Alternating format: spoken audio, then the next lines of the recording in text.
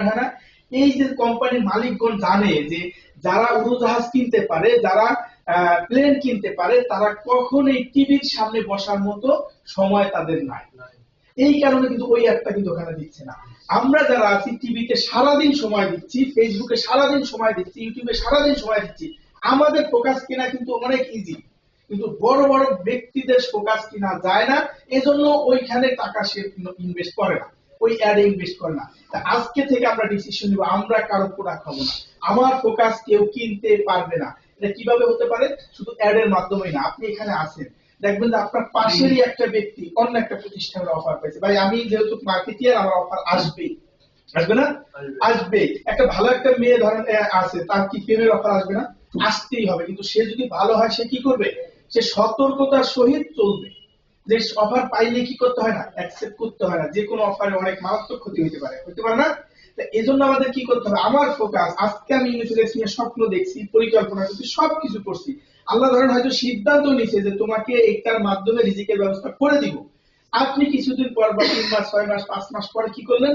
আপনার ফোকাসটা ওই যে একটা অফার পেয়েছেন যে ভাই এখানে তো তুমি 3 মাস আছো, একটা সেলও তো হয় নাই, তুমি এখানে আসো, 5,000 টাকা দামের প্রোডাক্ট বা 10,000 টাকা দামের প্রোডাক্ট, এখানে সেল অনেক ইজি, তাই এখানে চলে আসো। আপনি দেখতে গেলেন, এই যে দেখতে গেলেন, এটা হলো আপনার ফোকাসটা আপনি কিনে নিছেন। হ্যাঁ, আপনি দেখবেন, আপনি দেখতে না করেনি, তাকে নিয়ে এসে আপনার টেবিলের সামনে বলেন, এবার আপনি বলেন আপনার প্রোডাক্টের সম্পর্কে। আপনি তাকে নিয়ে আসবেন, যখন আপনি তাকে আপনার সামনে নিয়ে আসতে পারবেন, তখন কিন্তু আপনার ফোকাস সে কিনতে পারে না। কিন্তু এমনও করা যাবে না যে আমি ওটা দেখতেই পারবো না। কেন? ওটা আমি দেখবো কিন্তু গিয়ে দেখবো না। ওর অফার আছে, আসো আমার অফিসে আসো, আমার এখানে লাল চা আছে, বিস্কুট আছে, এটা খেয়ে আমাকে দেখায় যাও। সে যখন আপনাকে দেখাইলো, দেখলেন, ঠান্ডা আওয়াজ 100% দেখলেন, দেখার পর আপনার প্ল্যানটাও কি করলেন? তাকে দেখাইলেন যে ভাই আমি এই পজিশন আছি, এখানে এত এত ইনকাম আছে। তো সে দেখবে যে 10,000 টাকার প্রোডাক্ট হয়তো আপনাকে স্বপ্ন দেখাচ্ছে মাসে 50,000, আর আপনি তাকে স্বপ্ন দেখাবেন মাসে 1 কোটি টাকা। কারণ আমার প্রোডাক্টের দাম বেশি, 50 লাখ টাকার প্রোডাক্ট। এই 50 লাখ টাকার প্রোডাক্টের যে পরিমাণ কমিশন, 10,000 টাকার প্রোডাক্টে কি ওই পরিমাণ কমিশন থাকে?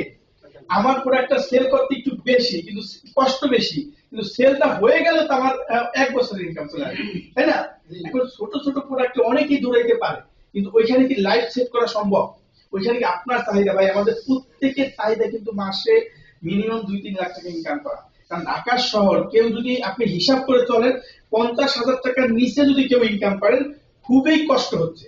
মানে মিনিমাম সিটি কর্পোরেশন হিসেবে থাকতে পারবে না 50,000 টাকার নিচে যারা ইনকাম করে।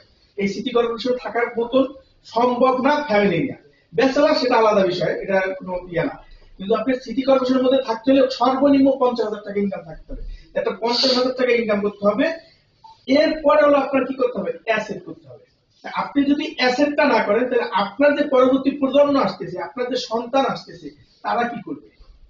আপনি যেভাবে পড়াশোনা বা আমরা যেভাবে পড়াশোনা করে আসছি, হয়তো মাসে আমাদের 5-10 হাজার টাকা খরচ হয়েছে, বা আমি প্রাইভেট ইউনিভার্সিটিতে পড়ছি, সেখানে হয়তো 10-15 লাখ টাকা বা 20 লাখ টাকা খরচ করছি। কিন্তু আমার সন্তান কি 20 লাখ টাকা পড়াশোনা হবে? মিনিমাম ওর বছরে আরো টাকা বেশি লাগবে, লাগবে না?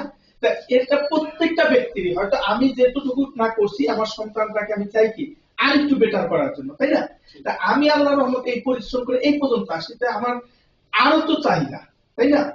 আপনি যে ভাগারে আসছেন, আপনার সন্তানটা চিন্তা করেন, আজকে থেকে 5 বছর পরে আপনার সন্তানকে যদি একটা অ্যাসেটের দায়িত্ব না দিয়ে যেতে পারেন, বা তাকে একটা সম্পদশালী ছেলে না বানাইতে পারেন, তখন কি কাজ হবে? আর সম্পদশালী করতে হলে কি করতে হবে? তাকে অবশ্যই বিদেশে পড়াশোনা করাতে হবে, বা বাংলাদেশেও কিন্তু অনেক ভালো ভালো ইউনিভার্সিটি আছে, ভালো ভালো কলেজ আছে। এই যে আমেরিকার একটা স্কলারিস্ট কলেজ আছে, কলেজ এবং হাই স্কুল আছে। এটা আপনার পার মান্থ 65,000 টাকা হলো বেতন, পার মান্থ, বাংলাদেশে। কিন্তু এখানে পড়ায় কারা? যাদের ওই মানের ইনকাম আছে, তাদের সন্তানগুলো কিন্তু ওখানে পড়াচ্ছে। এখন দেখেন, এখানে কিন্তু বাংলাদেশের মানুষ এই সন্তানই পড়তেছে, কারণ ইনকামের উপরে ডিপেন্ড করে। আজকে আমার ফোকাস যদি আমি বিভিন্ন জায়গায় দিতে থাকি, একমাত্র আমি ক্ষতিগ্রস্ত হলাম না, সাথে সাথে আমার পরিবার ক্ষতিগ্রস্ত হয়েছে। কারণ যদি কোন রকম সমান সমান থাকার জন্য যদি ঢাকা শহর আসি, তাহলে কেন আমি ঢাকা শহর কেন আসবো? আমার গ্রামে জমি আছে, আমার গ্রামের বন্ধু বান্ধব আছে, আমার গ্রামে আত্মীয় স্বজন আছে, আমার গ্রামে বাবা মা আছে, তাদের ছেড়ে, সকল মানুষগুলাকে ছেড়ে আমি কোথায় আসছি? ঢাকা শহর আসছি অবশ্যই এক্সট্রা অর্ডিনারি হওয়ার জন্য, তাই না? যে ঢাকা শহর যারা থাকে, আপনি যখন গ্রামে যান ঈদের সময়, আপনাকে কি অন্যভাবে মূল্যায়ন করে না? একটু ভিন্নভাবে মূল্যায়ন করে, যে এই লোকটা ঢাকা থাকে, তার মানে গ্রামের যে মানুষগুলো আছে